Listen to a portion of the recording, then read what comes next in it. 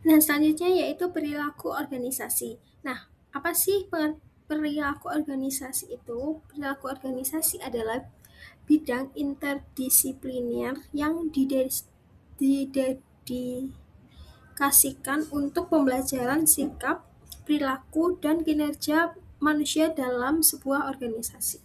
Nah, perilaku organisasi itu mengambil konsep dari banyak disiplin ilmu, di antaranya seperti psikologi, sosiologi, antropologi budaya, teknik industri, ekonomi, dan etika.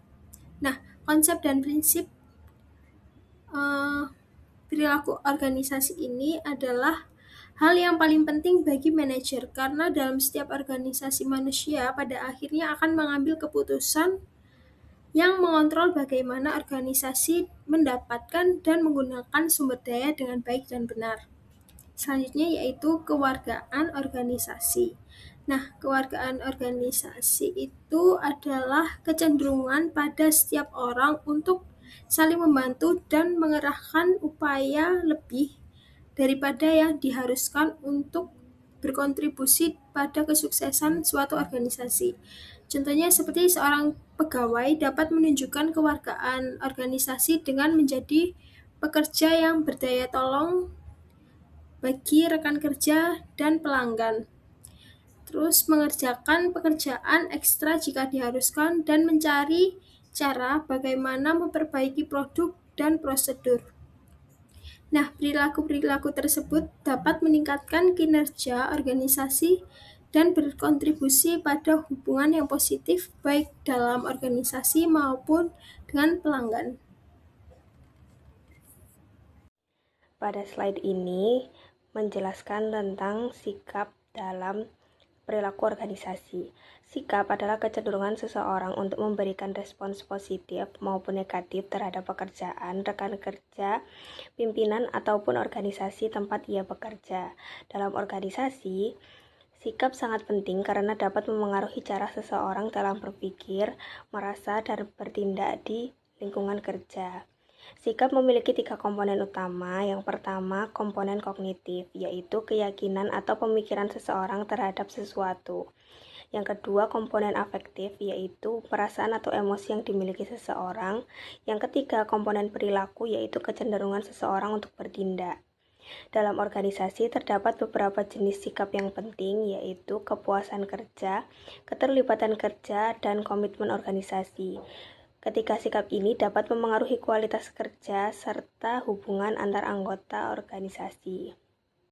Selanjutnya, menjelaskan mengenai pengaruh dan pengelolaan sikap dalam organisasi. Sikap positif dapat memberikan dampak yang baik bagi organisasi, seperti meningkatkan produktivitas, memperkuat kerjasama, meningkatkan loyalitas, dan membangun disiplin kerja. Sebaliknya, sikap negatif dapat menimbulkan konflik, menurunkan kinerja, meningkatkan absensi, serta menyebabkan turnover yang tinggi. Karena itu, organisasi perlu mengelola sikap karyawan dengan baik. Beberapa cara yang dapat dilakukan yaitu melalui komunikasi yang baik, menciptakan lingkungan kerja yang nyaman, memberikan penghargaan dan motivasi, menerapkan kepemimpinan yang baik, serta menyediakan kesempatan berkembang bagi karyawan. Contohnya, karyawan yang merasa dihargai biasanya akan lebih semangat bekerja dan memiliki loyalitas yang tinggi terhadap organisasi. Jadi, sikap merupakan salah satu faktor penting dalam perilaku organisasi karena memengaruhi kinerja individu maupun keberhasilan organisasi secara keseluruhan. Perkenalkan, nama saya Bilarial Heris Aroyan dengan NPM akhir 312. Pada kesempatan kali ini, saya akan membahas salah satu aspek penting dalam memahami perilaku manusia, yaitu persepsi. Jadi apa itu persepsi? Persepsi atau dalam bahasa Inggris disebut perception adalah proses kognitif yang digunakan seseorang untuk memahami lingkungannya dengan cara menyeleksi, mengatur, dan menafsirkan informasi yang ada di sekitarnya. Yang menarik adalah setiap orang bisa melihat hal yang sama dengan cara yang berbeda-beda. Misalnya, satu mata kuliah yang sama bisa terasa membosankan bagi satu mahasiswa, tetapi menyenangkan bagi mahasiswa lain. Atau sebuah tugas yang dianggap menantang oleh seseorang bisa terasa membuang-buang waktu bagi orang lain. Ini menunjukkan betapa kompleksnya persepsi itu. Nah, secara umum, proses persepsi berlangsung dalam 3 tahap.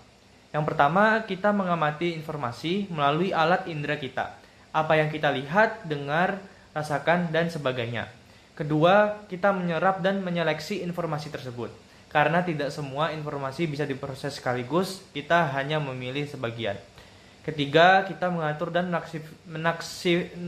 menafsirkan data yang sudah diseleksi tadi menjadi pola-pola yang kemudian kita beri respons. Nah, proses menyeleksi informasi inilah yang disebut sebagai selektivitas perseptual atau perceptual selectivity. Ini adalah proses yang dilakukan individu untuk menyaring dan memilih berbagai objek serta stimulus yang bersaing merebut perhatian kita. Orang cenderung berfokus pada stimulus yang sesuai dengan kebutuhan, nilai, sikap, dan kepribadian mereka. Sebagai contoh, seorang pegawai yang haus akan pujian akan lebih mudah menangkap komentar positif dari atasan dan cenderung mengabaikan kritik yang ada. Selain itu, karakteristik stimulus itu sendiri juga berpengaruh. Stimulus yang lebih menonjol atau kuat secara alami akan lebih mudah menarik perhatian kita dibanding stimulus lain yang lebih lemah. Baik, sekarang kita masuk ke bagian kedua, yaitu distorsi perseptual dan pengatributan. Setelah kita memilih informasi sensoris, kita mulai mengelompokkannya ke dalam pola yang kita kenal. Namun dalam proses ini bisa terjadi kesalahan yang disebut distorsi perseptual atau perceptual distortion.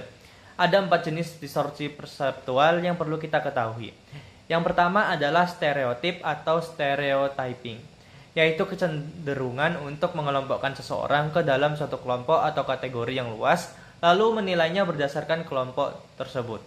Yang kedua adalah efek halo atau halo effect, yaitu ketika kita mengambil kesan menyeluruh terhadap seseorang yang hanya berdasarkan satu karakteristik saja, baik yang positif maupun negatif. Yang ketiga adalah proyeksi atau projection, yaitu kecenderungan untuk melihat karakter diri sendiri pada orang lain. Kita memproyeksikan perasaan, nilai, dan sikap kita dalam menilai orang lain. Dan yang keempat adalah pertahanan perseptual atau perceptual defense, yaitu kecenderungan untuk melindungi diri dari ide, objek, atau orang-orang yang kita anggap mengancam. Selanjutnya kita bahas pengatributan atau attributions, yaitu penilaian kita tentang apa yang menyebabkan perilaku seseorang. Ada 2 jenis, internal. Yang pertama ada internal, jika penyebabnya berasal dari karakteristik orang itu sendiri, dan yang kedua eksternal, jika penyebabnya berasal dari situasi atau lingkungan. Para ahli mengidentifikasi 3 faktor penentu apakah sebuah pengatributan bersifat internal atau eksternal. Yang pertama, kejelasan. Jika perilaku tidak lazim, kita cenderung beratribusi eksternal. Kedua, konsistensi. Jika perilaku selalu berulang, kita cenderung beratribusi internal. Dan ketiga, konsensus. Jika orang lain juga berperilaku sama, kita cenderung beratribusi eksternal. Terakhir, ada 2 bias yang perlu diwaspadai. Galat pengatributan dasar, yaitu kita terlalu mementingkan faktor internal dan meremehkan faktor eksternal saat menilai orang lain. Dan bias kepentingan diri sendiri, yaitu kita terlalu mengklaim faktor internal sebagai penyebab kesuksesan kita, namun menyalahkan faktor eksternal saat kita gagal. Baik, itu saja untuk pembahasan mengenai persepsi dan perilaku organisasi. Terima kasih. Selanjutnya ada kepribadian dan perilaku. Kepribadian adalah sifat, karakter, sikap, dan cara seseorang berpikir maupun bertindak yang menjadi ciri khas dirinya. Sedangkan perilaku adalah tindakan atau respon seseorang terhadap situasi tertentu yang dapat diamati secara langsung. Jadi kepribadian dan perilaku saling berhubungan. Kepribadian itu menjadi dasar munculnya perilaku seseorang. Selanjutnya ada karakter kepribadian. Yang pertama ada sifat ekstrovert, yaitu sejauh mana seseorang itu bersikap ramah, asertif, dan merasa nyaman dengan hubungan interpersonal. Yang kedua ada keramahan, yaitu sejauh mana seseorang dapat bergaul dengan orang lain dengan berperangai baik, disukai, kooperatif, memaafkan, memahami, dan mempercayai. Yang ketiga ada kehati-hatian, yaitu sejauh mana seseorang itu fokus terhadap sejumlah tujuan sehingga berperilaku secara bertanggung jawab dan dapat diandalkan, gigih, dan berorientasi prestasi. Yang keempat, ada stabilitas ekonomi. Sejauh mana seseorang itu bersikap tenang, antusias, dan percaya diri, berkebalikan dengan bersikap tegang, tertekan, murung, atau gelisah. Yang kelima, ada sikap terbuka terhadap pengalaman, yaitu sejauh mana seseorang memiliki minat yang luas dan imajinatif, karakter kreatif, peka terhadap seni, dan bersedia mempertimbangkan ide-ide baru. Nah, selanjutnya ada kecerdasan emosional. Yang pertama ada kesadaran diri, yaitu unsur ini sadar akan apa yang kita rasakan, merupakan dasar bagi semua unsur lain. Orang yang akrab dengan perasaan mereka mampu memandu kehidupan dan tindakan mereka. Yang kedua ada manajemen diri, yaitu kemampuan untuk mengendalikan emosi yang meluap dan merusak, serta menyeimbangkan suasana hati, sehingga kecemasan atau kemarahan tidak menutupi pemikiran dan menghambat hal-hal yang perlu dilakukan. Yang ketiga ada kesadaran sosial, yaitu kemampuan memahami orang lain dan menunjukkan empati, yang berarti mampu merasakan perasaan orang lain. Dan yang keempat ada manajemen hubungan, yaitu kemampuan menjalin hubungan dengan orang lain, membina hubungan yang positif, merespon emosi orang lain.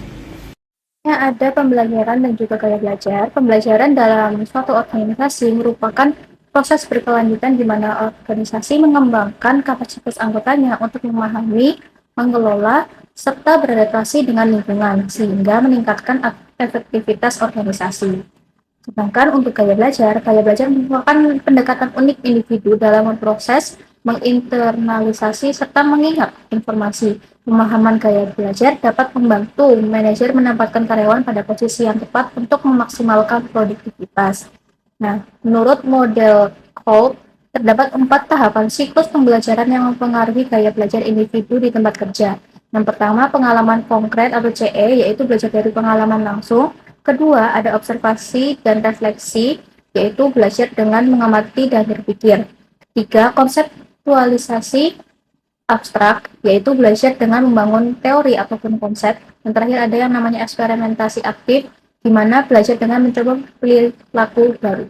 Selanjutnya ada stres dan manajemen stres. Nah, pengertian dari stres ini adalah suatu ketidakseimbangan dari jiwa dan realitas kehidupan setiap hari yang tidak dapat dihindari, perubahan yang memerlukan penyesuaian. Nah, sering dianggap sebagai kejadian atau perubahan negatif yang dapat menimbulkan stres, seperti cedera, sakit, atau kematian orang yang dicintai, atau putus cinta. Perubahan positif juga dapat menimbulkan stres, seperti kayak naik pangkat, perkawinan, atau jatuh cinta. Di sini masih membahas tentang seputar dari manajemen stres. Nah, manajemen stres ini adalah strategi individu dan organisasional seperti kayak perbaikan desain kerja, pelatihan, dan dukungan sosial untuk menciptakan keseimbangan, terus mengurangi dampak negatif serta meningkatkan produktivitas. Nah, ada teknik-teknik dalam manajemen stres. Yang pertama itu ada teknik relaksasi fisik. Nah, teknik ini itu adalah apa ya? Karena stres ini itu seringkali bermanifestasi pada ketegangan tubuh. Jadi teknik ini itu berfokus pada respon tubuh untuk menenangkan diri terhadap stres. Terus yang kedua ada teknik pendekatan kognitif dalam pikiran. Nah, karena kadang itu cara kita berpikir itu sangat mempengaruhi tingkat stres yang kita rasakan. Nah, teknik ini tuh bertujuan untuk mengubah pola pikir negatif menjadi lebih objektif dan positif. Terus yang ketiga ada teknik manajemen waktu. Nah, biasanya tuh banyak stres yang bersumber dari perasaan kewalahan karena terlalu banyak pekerjaan dan terlalu sedikit waktu. Jadi teknik ini bisa untuk memanajemen waktu tersebut, waktu kalian. Terus yang keempat ada modifikasi gaya hidup. Jadi biasanya tuh kebiasaan sehari-hari memainkan peran besar dalam membangun ketahanan atau resiliensi terhadap stres. Jadi gaya hidup yang sehat itu bisa mempengaruhi tingkat rendahnya atau rendahnya stres gitu.